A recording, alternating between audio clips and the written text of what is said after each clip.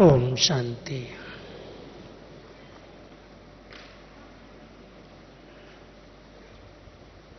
संगम युग पर हम सभी बाबा के ब्राह्मण बच्चों को बहुत ऊंचा सौभाग्य प्राप्त हुआ है। साकार रूप में जिन्होंने पालना की, बाबा की जिन्हों को पालना मिली, वो तो अपने आप को भाग्यशाली समझते ही हैं, लेकिन हम भी अव्यक्त पालना पाने वाले बच्चे भी कम भाग्यशाली नहीं।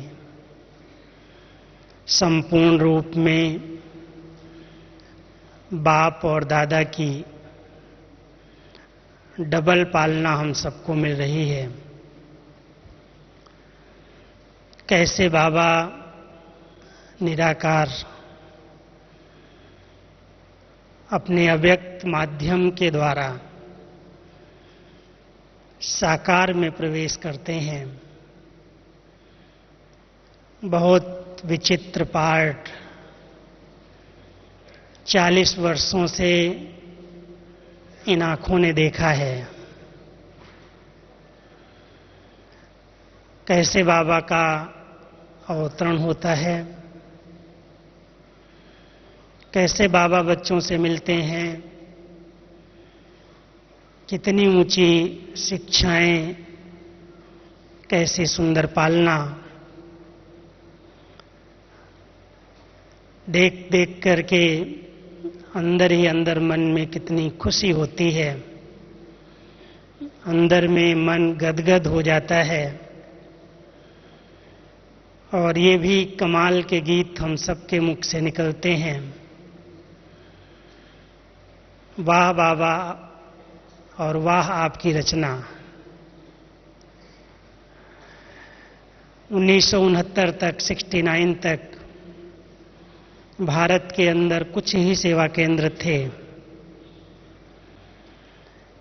बाबा व्यक्त हुए, फरिश्ता रूप धारण किया और इतनी फास्ट गति से सेवाएं की जो 69 से आज हम सभी 2009 में पहुंचे हैं। 40 वर्षों के अंदर पूरे विश्व में करीब 130 देशों में बाबा का झंडा फहरा रहा है।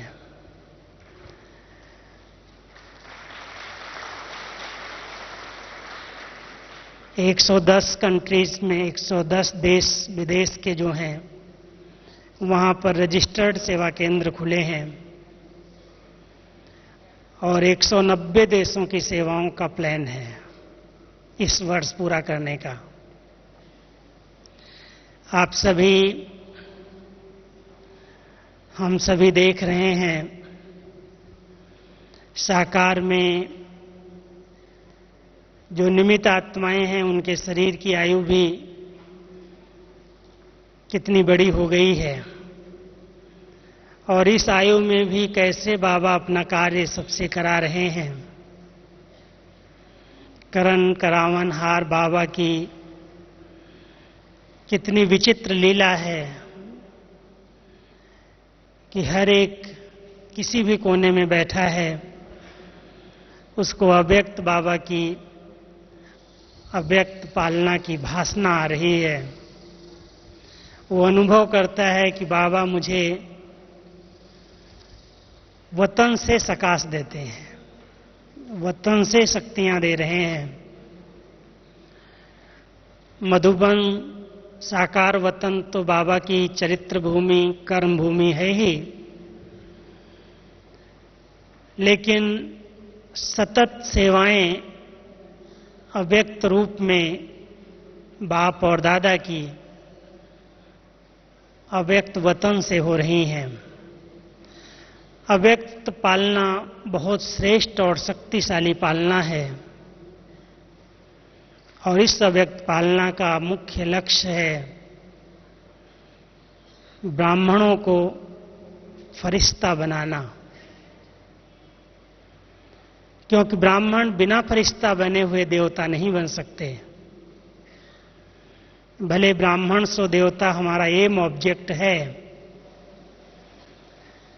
लेकिन संगम युग की संपन्न स्टेज, संपूर्ण स्टेज ब्राह्मण सो फरिश्ता है। प्रत्येक वर्ष में बाबा की मुरलियों में फरिश्ता स्वरूप की बहुत सुंदर सुंदर परिभाषा हम सबने सुनी है। मानते हैं, जानते हैं, फरिश्ता माना डबल लाइट, जिसको ये हड्डी और मांस का शरीर का बोझ नहीं है, जिसके कोई भी प्रकार के देह और देह के संबंधों में रिश्ते नहीं हैं, जो फर्श से ऊपर रहता है, इस फर्श में, इस देह में निमित्त मात्र आता है और फिर ऊपर चला जाता है, जो सबका रक्षक है, सबका सहारा है, सबका मददगार है और जब जहां जरूरत है वहां हाजिर हो जाता है, उसको बाबा फरिश्ता का टाइटल देते हैं। ये फरिश्ता है। संगम पर इस वर्ष, इस सीजन की मुरली में हम सब ने 2 बार विशेष फरिश्ता स्वरूप की मुरली सुनी है। 5 फरवरी को बाबा आए और विशेष हमारे लक्ष्य को, लक्षण कैसे उस लक्ष्य के प्रमाण आए, उस पर बहुत सुंदर सुंदर शिक्षाएं दी हैं। एक से सर्व संबंधों, बुद्धि एक की श्रीमत पर निरंतर चलती रहे। एक बाबा दूसरा न कोई। हम सब ने उस मुरली में बहुत सुंदर शिक्षाएं सुनी हैं। उसके बाद होली की सौगात देते हुए बाबा ने कहा कि सभी ब्राह्मण बच्चों को बाप दादा होली की ये सौगात देते हैं, फरिश्ता ड्रेस। इस फरिश्ते ड्रेस को बार बार दिन में कई बार, जब समय मिले 5 मिनट 10 मिनट ड्रेस बदलना, इस आकार ड्रेस से उस लाइट की ड्रेस में, उस चमकीली ड्रेस में, उस अव्यक्त ड्रेस में पहुंच जाना।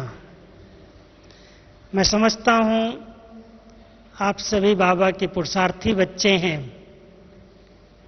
बाबा से अति प्यार है, बाबा की मुरलियों से भी प्यार है, बाबा से मिलने के लिए भाग भाग करके आए हैं। जरूर बाबा की श्रीमत प्रमाण ब्राह्मण से फरिश्ता बनने का तीव्र पुरुषार्थ आप सब कर रहे होंगे। कौन सी ऐसी श्रीमत है जिसकी पालना से हम सहज ही अपनी इस ऊंची मंजिल को प्राप्त कर सकते हैं?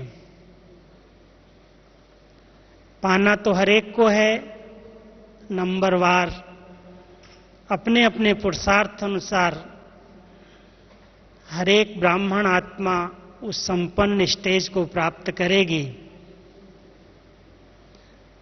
लेकिन बाबा जैसा चाहता है कि मेरे बच्चे मेरे समान बन जाएं, लाइट की ड्रेस में रहना सीखें, उसके पीछे कई रहस्य हैं। आप सभी अगर इस पर चिंतन करेंगे और बाबा की मुरलियों पर अगर ध्यान देंगे तो बाबा हम सबको इस ड्रेस की बहुत वैल्यू बताते हैं। क्योंकि अंतिम समय बहुत भयानक होगा और उस भयानक समय में विनाश काल के अंदर मनुष्य आत्माओं की वृत्तियां बहुत पतित विकारी होंगी, आसुरी होंगी। भटकती हुई आत्माएं भी इच्छा लेकर के संसार में भटकेंगी। सेफ्टी का कवच केवल लाइट की ड्रेस है।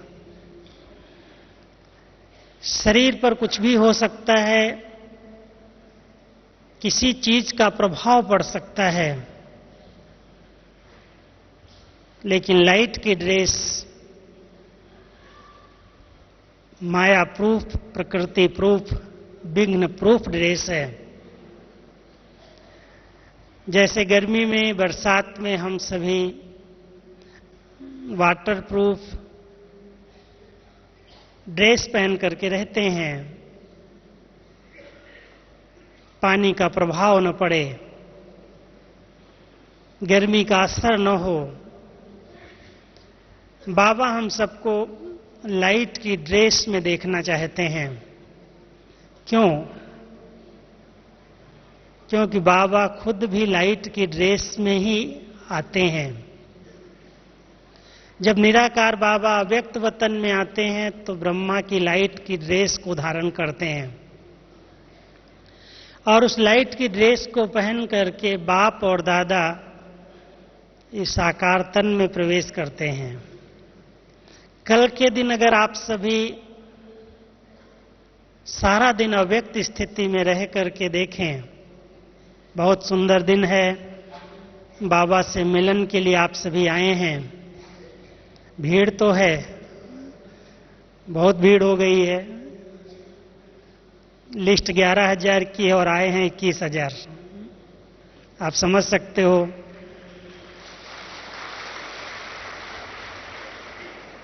बाबा तो बच्चों को देख देख करके बहुत खुश होता है कि मेरे बच्चे कैसे लगन से भाग भाग करके आते हैं, लेकिन कहाँ कहाँ ठहरना पड़ता है, कैसे भोजन की लाइन लगती है, कैसे पानी की दिक्कत होती है। ये राजस्थान में पानी घी से भी महंगा है। इतने लोगों को स्नान कराना, इतने लोगों को पानी पिलाना, भोजन खिलाना, कितनी मेहनत से पानी आता होगा, आप समझ सकते हो। लेकिन बाबा की गोद गोदाम है, बहुत बड़ी, जैसे हाल गोदाम जैसा बनाया हुआ है ना।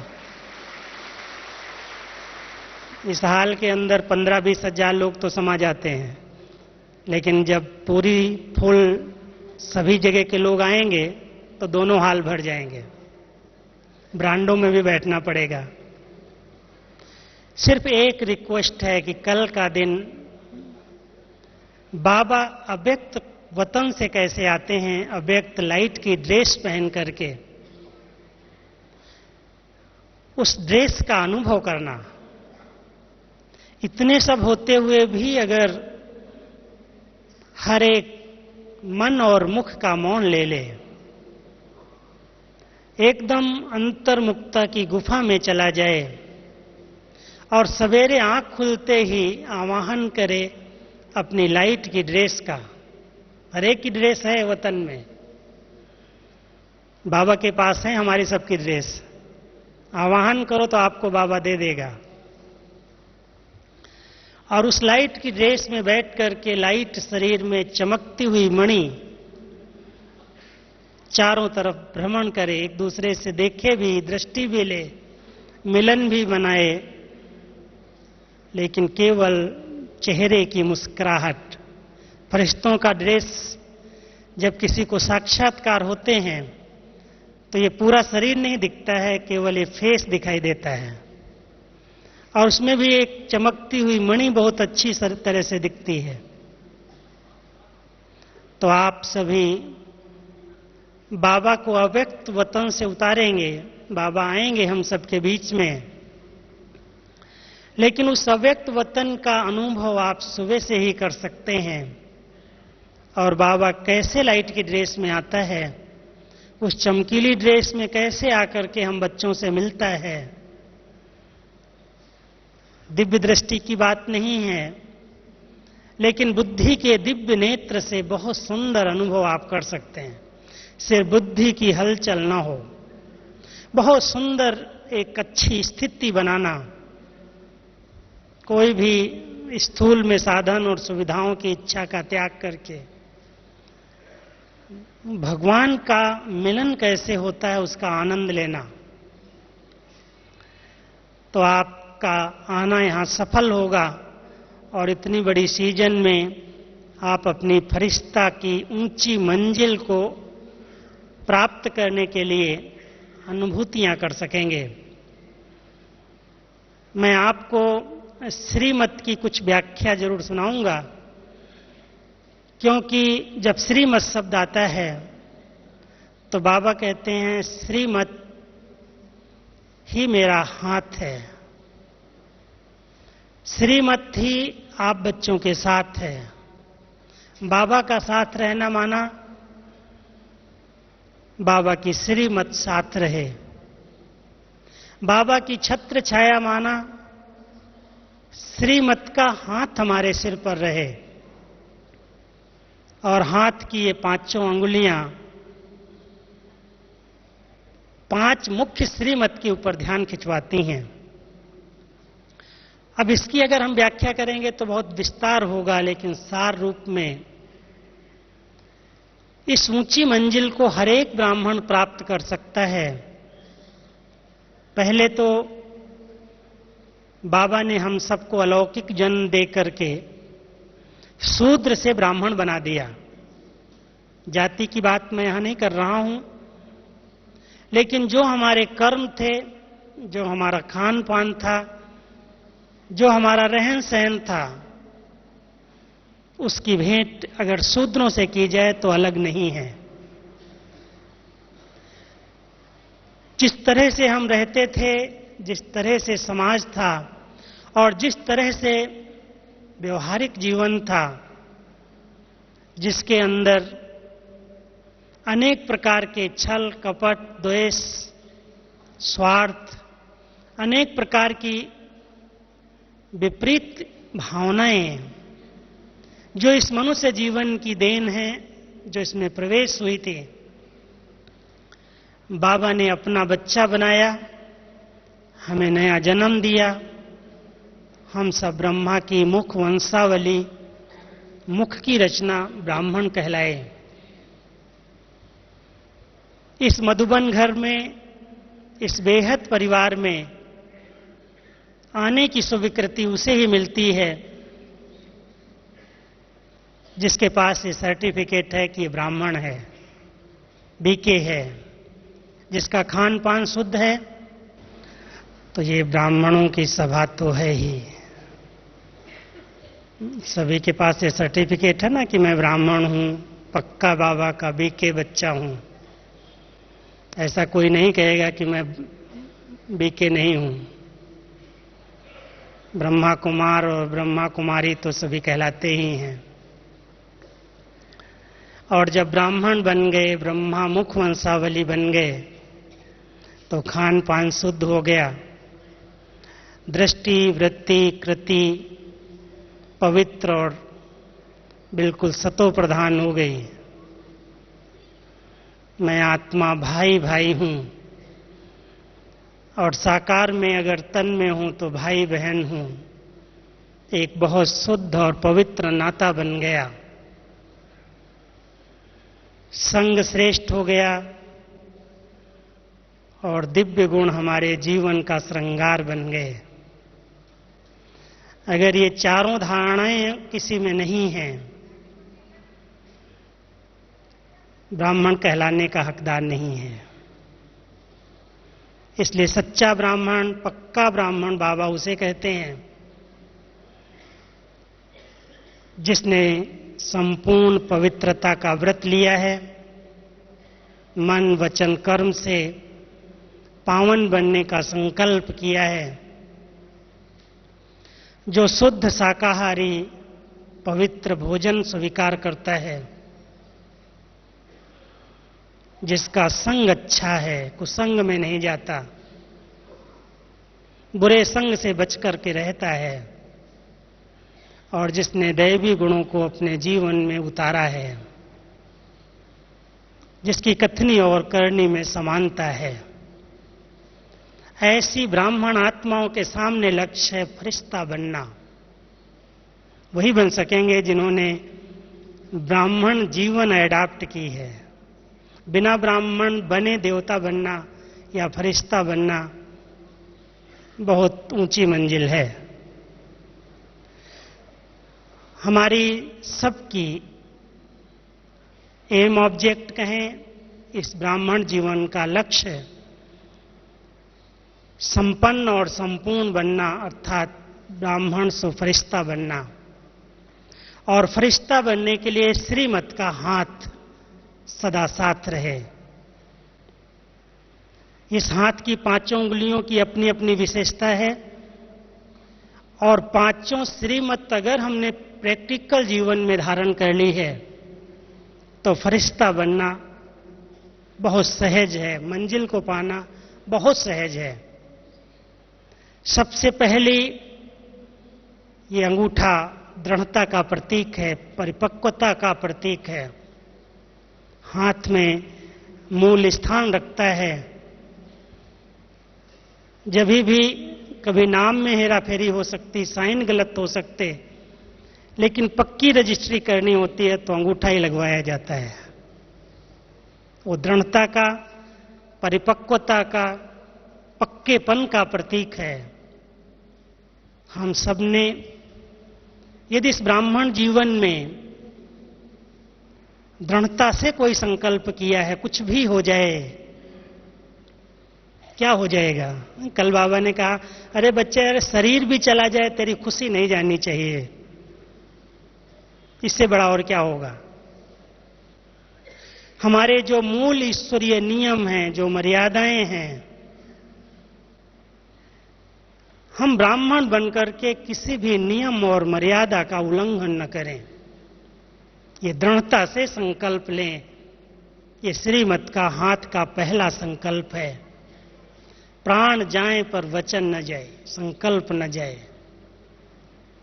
बाबा कई बार कहते हैं, धरत पर ये धर्म न छोड़िए, मर जाना मिट जाना, लेकिन अपने पवित्रता के व्रत को नहीं छोड़ना।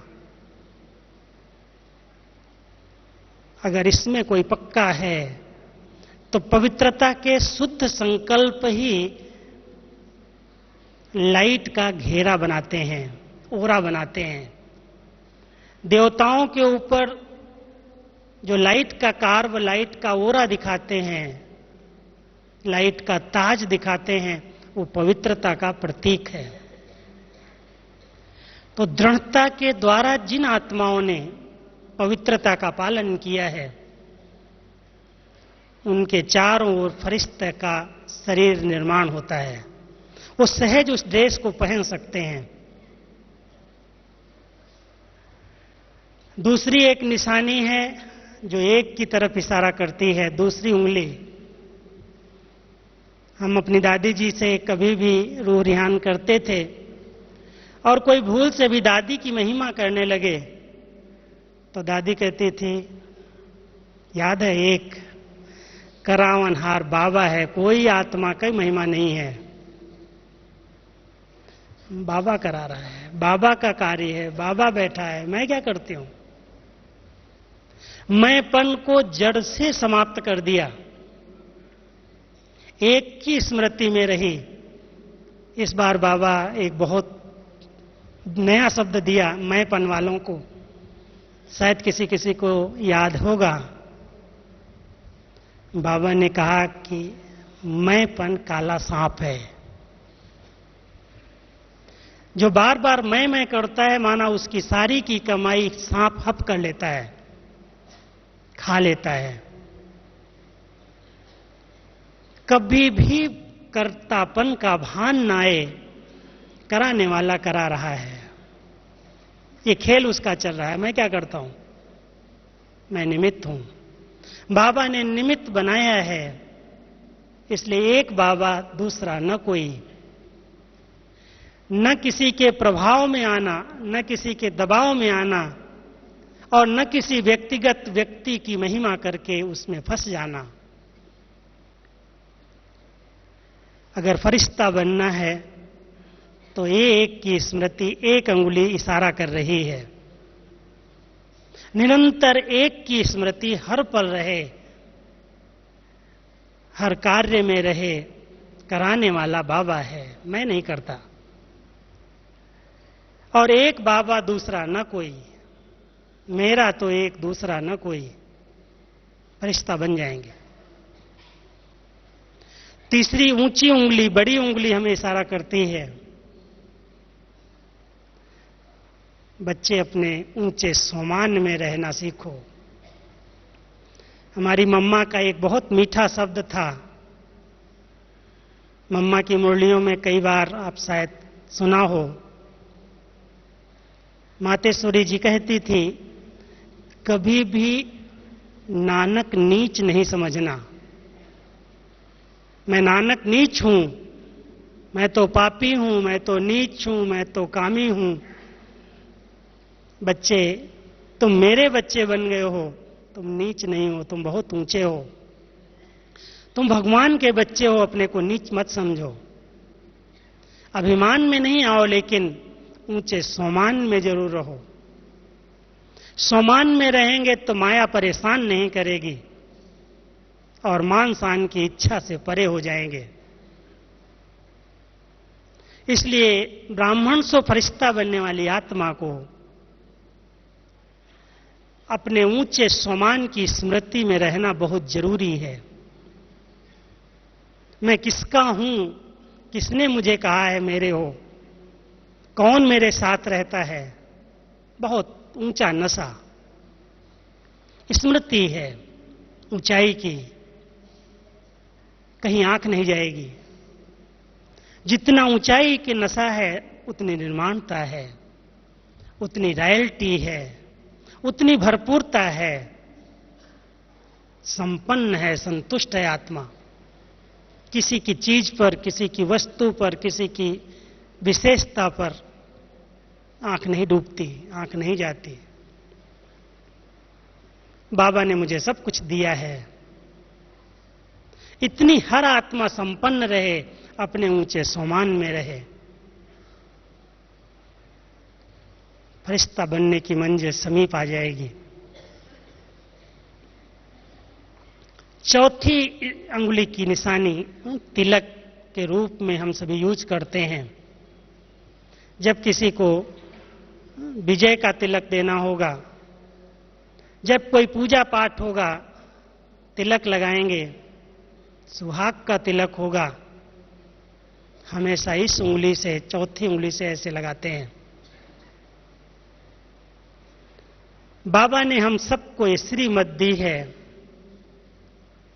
बच्चे सवेरे सवेरे उठ करके आत्म स्मृति का तिलक लगा लो। बार बार इस स्मृति को पक्का करो, मैं आत्मा डबल लाइट हूं, डबल लाइट हूं। एक लाइट हल्केपन को भी कहते हैं, हल्का है, और दूसरा लाइट प्रकाश भी है, ज्योति स्वरूप भी है और बहुत हल्की है, कोई बोझ नहीं है। ब्राह्मण से फरिश्ता बनने वाली आत्मा को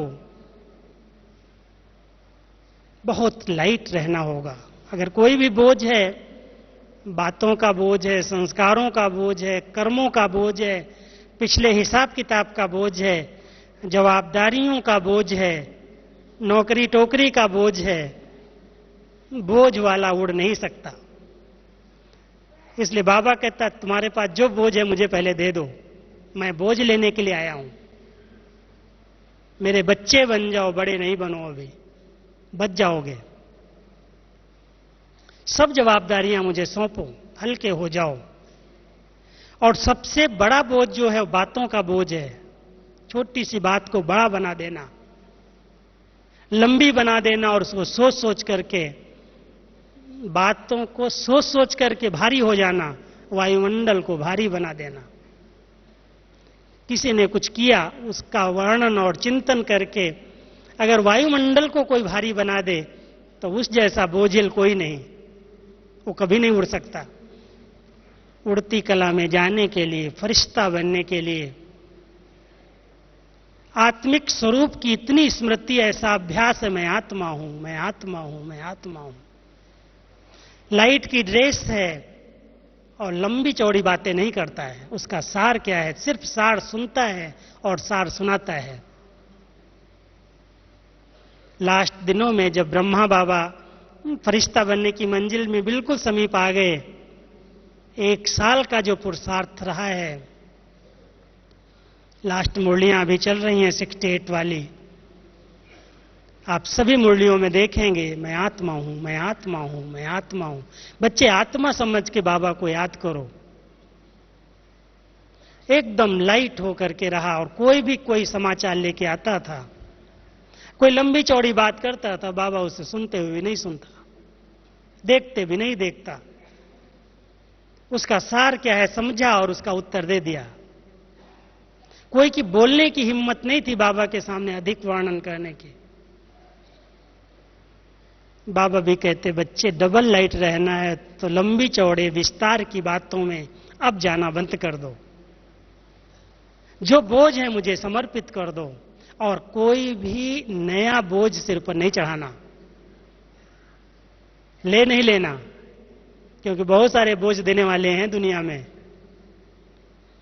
हम सब अपने बोझ बाबा को देके, मैं आत्मा हूं, बहुत लाइट हूं, डबल लाइट हूं, डांस करना सीखो खुशी में, हल्के होकर के रहो। बाबा के बच्चे बन गए, अब क्या चाहिए? किस चीज का मैं बोझ लेके घूमूं? इतना हल्के हैं तो फरिश्ता बन सकते हैं, और हल्का वही रह सकता है जिसने देह भान के बोझ को त्यागने का अभ्यास किया है। मैं लाइट हूं। ध्यान 2 चीजों का रखना। जैसे शरीर के बोझ को हल्का करने के लिए डॉक्टर कहते हैं पहले एक्सरसाइज करो, वॉकिंग करो, एक्सरसाइज करो। दूसरी परहेज जरूरी है, भोजन की परहेज जरूरी है। बहुत एक्सरसाइज भी कर रहा है, लेकिन भोजन जो आया वो खा लिया तला गला, तो वेट कम नहीं होगा।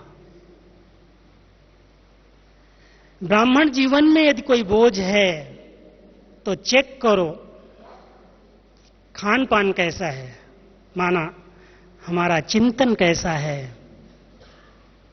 अगर हमारे मन को भोजन ही गलत मिल रहा है, क्या देखते हैं, क्या सुनते हैं, कैसे बैठते हैं, कैसे रहते हैं, मन को व्यर्थ का भोजन अगर हम खिला रहे हैं, कभी भी वेट कम नहीं होगा, हल्कापन महसूस नहीं होगा, लाइट होकर के आत्मा उड़ेगी नहीं। इसलिए बहुत परहेज चाहिए। देखना क्या है, सुनना क्या है, बोलना क्या है, और कौन सा भोजन मन को देना है। तन को तो परहेज कई करते हैं डॉक्टर के कहने पर, बहुत हेल्थ कॉन्शियस लोग हो गए हैं, खूब एक्सरसाइज करेंगे। यहां भी बगीचों में बैठ करके कोई प्राणायाम करेगा, कोई कुछ करेगा, कुछ न कुछ करते हैं सभी शरीर के स्वास्थ्य के लिए। जरूरी है, करना चाहिए, मना नहीं करता बाबा, क्योंकि शरीर अच्छा है तो योग भी अच्छा लगेगा। लेकिन आत्मा को बिल्कुल हेल्दी बनाने के लिए क्या मैंने परहेज की है? कि टीवी में सीरियल आ रही हम देख रहे हैं, गंदे गंदे पिक्चर आ रहे हैं, देख रहे हैं, पढ़ रहे हैं, भोजन अशुद्ध जा रहा है अंदर, और हम योग लगाने बैठेंगे, कहेंगे वतन में चलें, कैसे जाएंगे? भारी हो गए, उड़ ही नहीं सकेंगे। परहेज बहुत जरूरी है अगर हम फरिश्ता बनना चाहते हैं तो। अगर लक्ष्य के प्रमाण लक्षण हैं तो उसके लिए परहेज कितनी हम पालन कर रहे हैं। हर एक ब्राह्मण आत्मा को अपने लक्ष्य के अनुसार लक्षण धारण करने हैं। कंट्रोल करो। बाबा कहता है बच्चे बुरा नहीं देखो, बुरा नहीं सुनो, बुरा नहीं बोलो, लेकिन बुरा नहीं सोचो और बुरा नहीं करो। अगर आपका बुराई पर कंट्रोल आ गया, लाइट हो जाएंगे। और एक्सरसाइज जो 5 स्वरूपों की बाबा हमें बार बार बताता है, ये डबल लाइट बनाने के लिए है। पिछली मुरलियों में पिछले वर्ष हम सबको कहा 8 बार ये 5 स्वरूपों की ड्रिल करो, चार्ट रखो, रोज करो। किया, कईयों ने किया, बहुत अच्छे अच्छे चार्ट, बहुत अच्छे अच्छे अनुभव किए। सभी ब्राह्मण लग गए थे उस समय भी कि बाबा ने होमवर्क दिया है, रोज मुझे 8 बार दिन में ये ड्रिल करनी है। बाबा ने कहा अच्छा किसी दिन भूल जाओ तो एक बार में बैठ करके भी 500 रुपयों की 8 बार ड्रिल करना। करते हो, जानते हो सभी को ड्रिल करना आता है? एक्सरसाइज जो करते हैं अभी तक हाथ उठाओ। बहुत कम उठा रहे हैं, क्यों?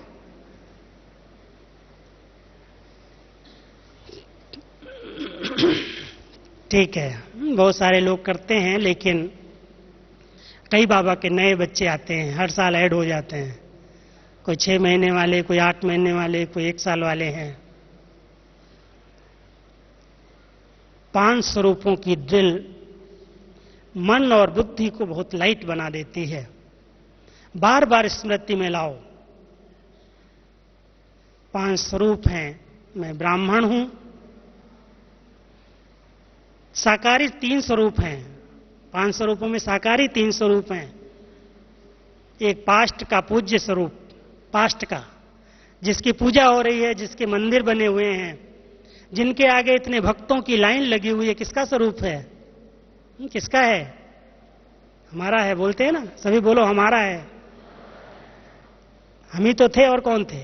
हम ही ब्राह्मण सो देवता बने, और देवता बनने के बाद जब भक्ति काल शुरू हुआ तो हमारी यादगारें बनी। तो इस ब्राह्मण जन्म में जब आए तो हमें पता चला कि हमारा जो पास्ट है, जिसकी पूजा हो रही है, वो पूज्य स्वरूप है, साक्षात्कार मूर्त हैं, सबकी मनोकामनाएं पूर्ण करने वाले हैं। उस पूज्य स्वरूप की स्मृति साकारी याद में आती है। और ब्राह्मण जीवन का कितना ऊंचा भाग्य है, जो भगवान की छत्र छाया मिली है, जो भगवान की गोदी में पल रहे हैं, वो पढ़ा रहा है, वो गाइड कर रहा है, वो खिला रहा है। कितना ऊंचा भाग्य है ब्राह्मण जीवन का। और फिर ब्राह्मण सो फरिश्ता सो देवता बनने वाले हैं। तो तीसरा स्वरूप है साकारी देवता स्वरूप। एक पूज्य स्वरूप, एक ब्राह्मण स्वरूप, एक आने वाला कल का स्वरूप फरिश्ता देवता स्वरूप। इन 3 साकारी स्वरूप के बाद आकारी स्वरूप है फरिश्ता और निराकारी स्वरूप। ये 5 स्वरूपों की ड्रिल,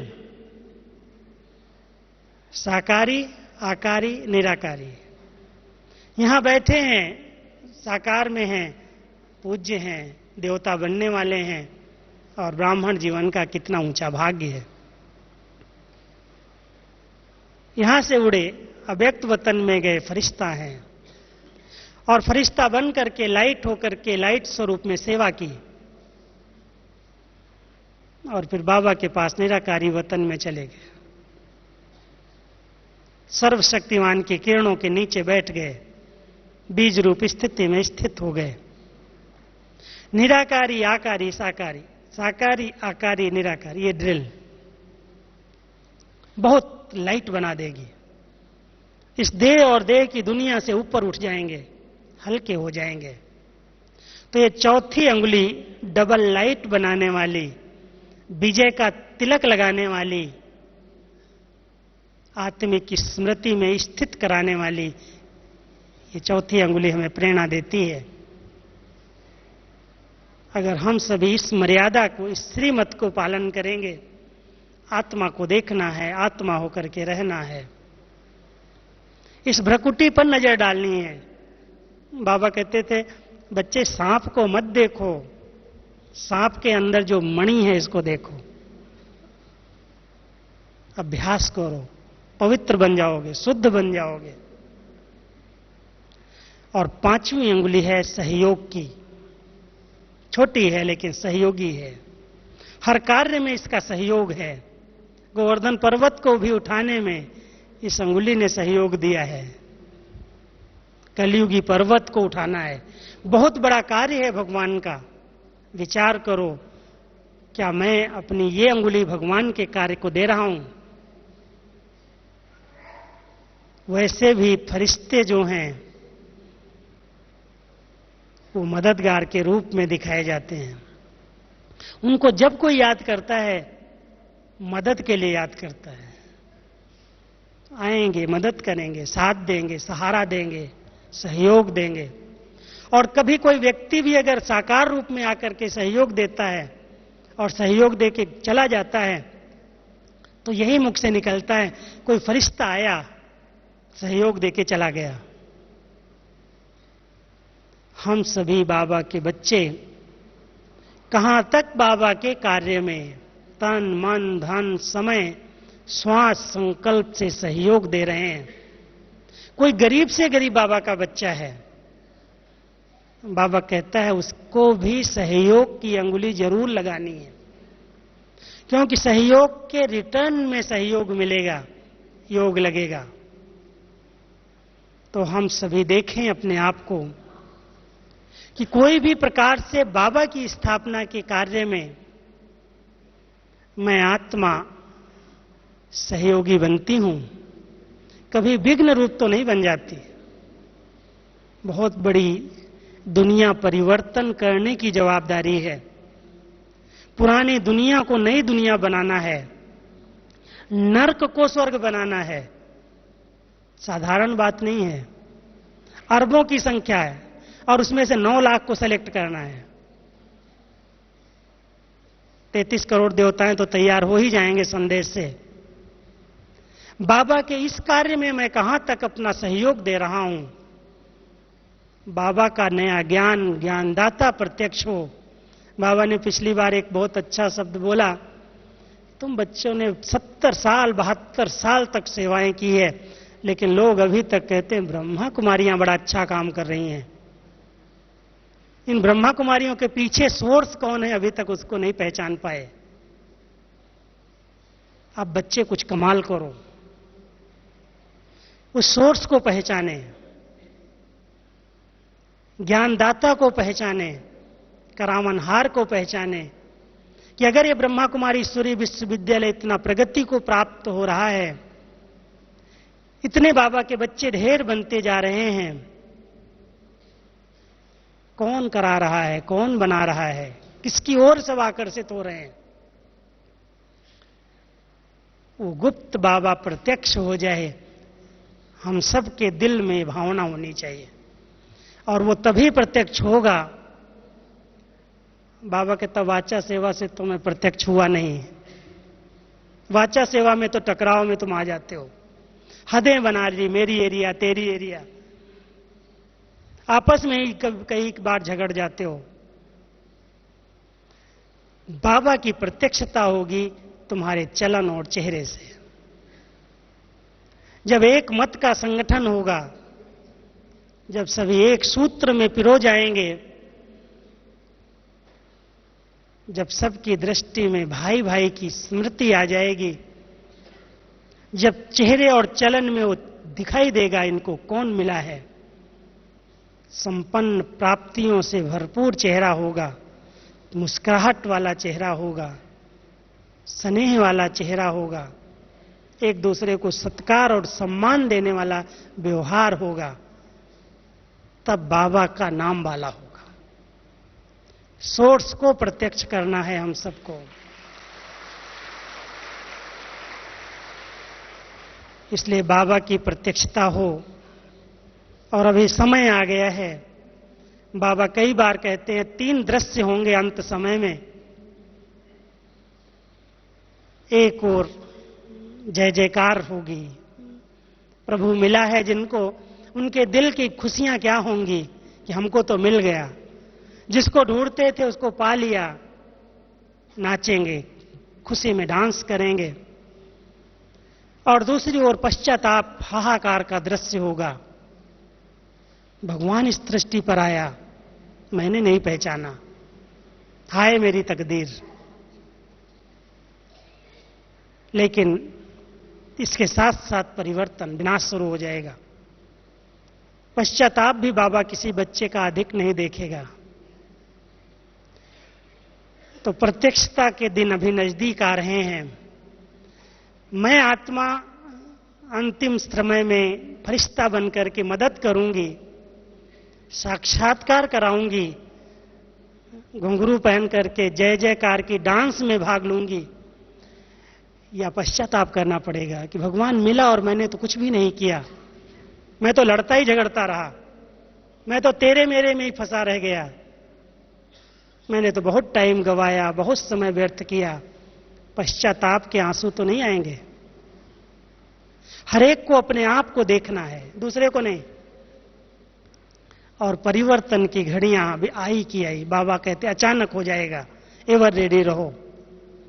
तो हम सभी अचानक एवर रेडी और बहुत काल के अभ्यास से ब्राह्मण से फरिश्ता बनने के लिए पांचों अंगुलियों को सामने रखें।